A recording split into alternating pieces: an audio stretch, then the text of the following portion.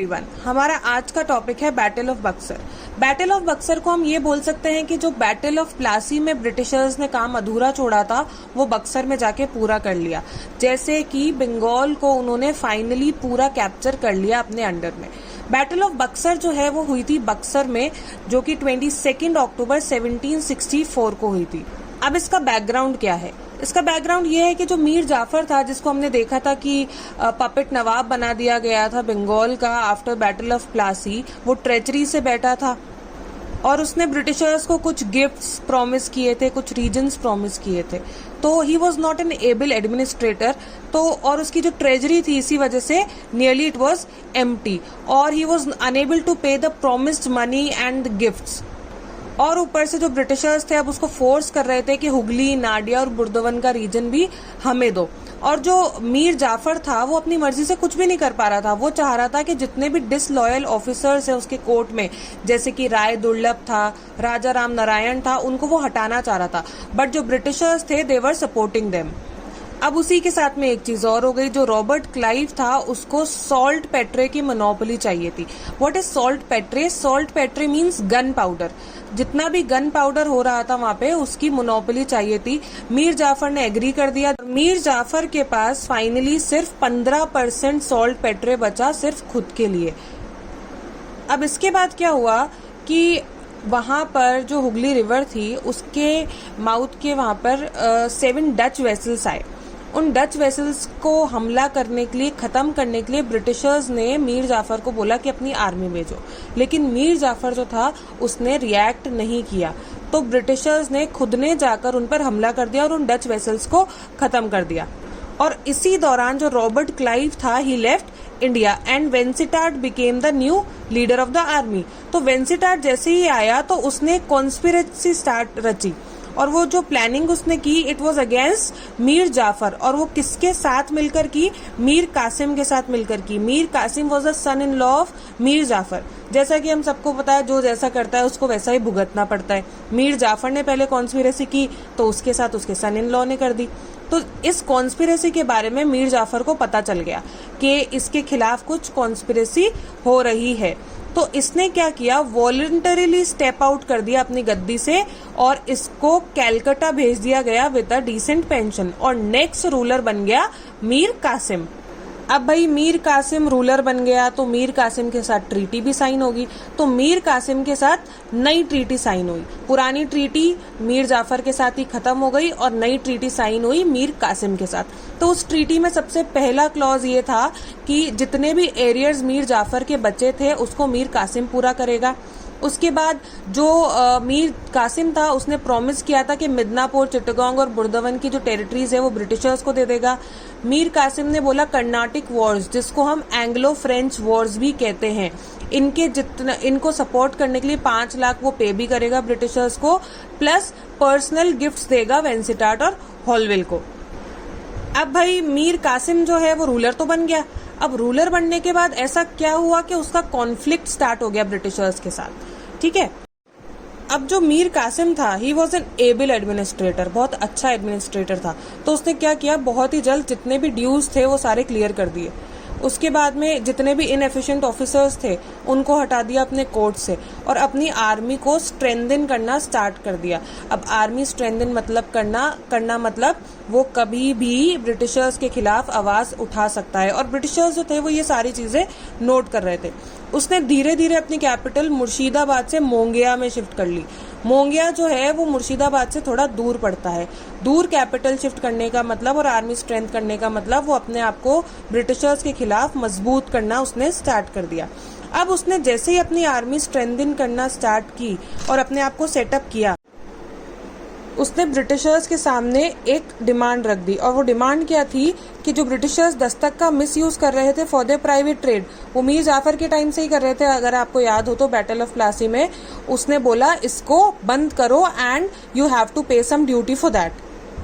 और as a result Britishers ने क्या किया, अगेन रिफ्यूज कर दिया कि हम इसकी ड्यूटी नहीं भरेंगे।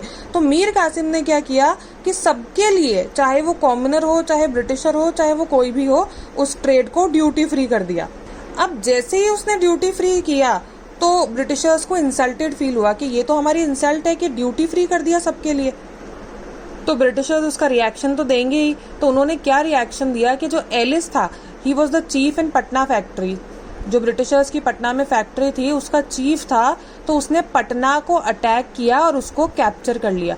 तो कासिम ने क्या किया, अपनी जो फौज थी उसके साथ वो चला अपनी कैपिटल से, उसकी कैपिटल थी मोंगिया में, वहां से वो पटना आया, पटना को अटैक किया और बहुत सारे लोगों को वहां पे इम्प्रिजन कर दिया, बंद कर दिया।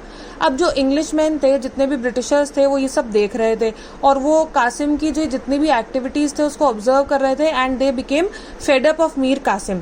तो उन्होंने क्या किया, मीर कासिम के ऊपर वॉर डिक्लेयर कर दी। जो ब्रिटिशर्स थे उन्होंने मीर कासिम के ऊपर वॉर डिक्लेयर कर दी और मीर कासिम पे अलग अलग जगह अटैक होने लगे और उसके साथ छोटी छोटी बैटल स्टार्ट हो गई।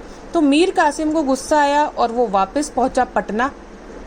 पटना पहुंचने के बाद में उसने जितने लोगों को कैप्चर किया हुआ था वहां पर उनको सबको मार दिया, ऑर्डर दे दिया उनकी किलिंग का। उनकी किलिंग के ऑर्डर के बाद में ब्रिटिशर्स को फिर गुस्सा आया कि हमारे लोगों को ये ऐसे कैसे मार सकता है। तो ब्रिटिशर्स ने क्या किया, पटना को कैप्चर कर लिया और फौजें भेजी और पटना को कैप्चर कर लिया। अब जैसे ही पटना को कैप्चर किया तो वहां से मीर कासिम भाग गया और भाग के पहुंचा अवध। अवध का जो रूलर था उसने उसको शरण दे दी। अवध का नवाब था शुजा-उद-दौला। शुजा-उद-दौला ने उसको शरण दी और वहां उन्होंने इनवाइट किया शाह आलम, जो कि मुगल एम्परर था। शाह आलम, शुजा-उद-दौला और मीर कासिम तीनों ने मिलकर मीटिंग करी और मीटिंग में इन्होंने बोला कि हम कंबाइन अटैक करेंगे ब्रिटिशर्स के खिलाफ और उनको अल्टीमेटम देंगे उससे पहले कि आप अपनी जितनी भी पॉलिटिकल एक्टिविटीज है उनको छोड़ के वापस कमर्शियल एक्टिविटीज की तरफ बढ़ जाओ, पॉलिटिक्स से दूर हो जाओ और कमर्शियल एक्टिविटीज की तरफ चले जाओ वापस से। अगर आप ऐसा नहीं करते हो तो हम आप पे वॉर डिक्लेयर कर देंगे। बट जो ब्रिटिशर्स थे, हमें पता है कि वो तो डरते ही नहीं थे। अब उन्होंने पॉलिटिकल एक्टिविटी स्टार्ट कर दी थी इंडिया में आके। तो उन्होंने क्या किया, ब्रिटिशर्स ने उनके अल्टीमेटम को रिजेक्ट कर दिया। अल्टीमेटम जैसे ही रिजेक्ट किया तो उन तीनों ने मिलकर उस पर हमला कर दिया ब्रिटिशर्स के ऊपर और दोनों के बीच में बैटल हुई। अब बैटल में क्या था, कंबाइन आर्मी मीर कासिम, शुजा-उद-दौला और शाह आलम की थी 40,000 मैन और ब्रिटिशर्स की आर्मी जो थी it was led by Hector Munro और जो आर्मी थी उसमें सिर्फ 10,000 मैन ही थे। बट एज वी नो कि टेक्निकल सुपीरियोरिटी की वजह से जो ब्रिटिशर्स थे वो जीत गए और इंडियंस जो थे हार गए। अब इस बैटल में सबसे ज्यादा नुकसान किसको हुआ, इस बैटल में सबसे ज्यादा नुकसान हुआ शाह आलम की इमेज को, because he was an Mughal emperor. उसकी इमेज खराब हो गई थी, मुगल एम्परर की जो एक इमेज थी वो खराब हो गई थी। तो जैसे ही ये लोग बैटल ऑफ बक्सर हारे, ट्रीटी ऑफ इलाहाबाद साइन हुई between Shah Alam, Shujauddaula and britishers. जो मीर कासिम था वो भाग गया था बैटल से, उसके बारे में कुछ पता नहीं चला और जो ट्रीटी साइन हुई थी उसमें ये था कि ब्रिटिशर्स के पास दीवानी राइट्स आ गए थे बंगाल, बिहार एंड उड़ीसा के। जो टोटल जितना भी रेवेन्यू राइट होगा, diwani rights mean to collect revenue rights, जो बिहार, बंगाल और उड़ीसा की टेरिटरी थी वहां के जितना भी रेवेन्यू आएगा वो ब्रिटिशर्स के पास जाएगा। शुजा-उद-दौला को जो उन्होंने लड़ाई लड़ी थी उसके अगेंस्ट में 50 लाख का पेमेंट जुर्माना भरना पड़ेगा और अवध में ब्रिटिशर्स की सब्सिडरी आर्मी रखनी पड़ेगी। शाह आलम को डिसेंट पेंशन के साथ इलाहाबाद भेज दिया गया था और पेंशन थी 26 लाख पर एनम। अब इसका बैटल का सिग्निफिकेंस क्या है, क्या इंपॉर्टेंस है? सिग्निफिकेंस ये है कि जो मिलिट्री सुपीरियोरिटी की वजह से ये जीते रादर देन ट्रेचरी, क्योंकि जो बैटल ऑफ प्लासी थी उसमें क्लाइव ने ट्रेचरी की थी, बट इसमें मिलिट्री सुपीरियोरिटी के साथ दोनों के बीच में लड़ाई हुई और ये जीते। उसके अलावा कि जो ब्रिटिशर्स की इमेज थी वो और बढ़ गई और मुगल एम्परर की जो इमेज थी वो कम हो गई और नॉर्थ वेस्टर्न इंडिया के जो डोर्स थे ब्रिटिशर्स के लिए वो खुल गए। I hope you got this topic, the battle of Buxar. और इसी के साथ में जो बंगाल रूल करने का सफर था ब्रिटिशर्स का, जो उन्होंने बैटल ऑफ प्लासी के साथ स्टार्ट किया था, वो यहाँ पर आकर खत्म हुआ जब उनको बंगाल के सारे दीवानी राइट्स मिल गए। Please like and subscribe for more videos. Thank you.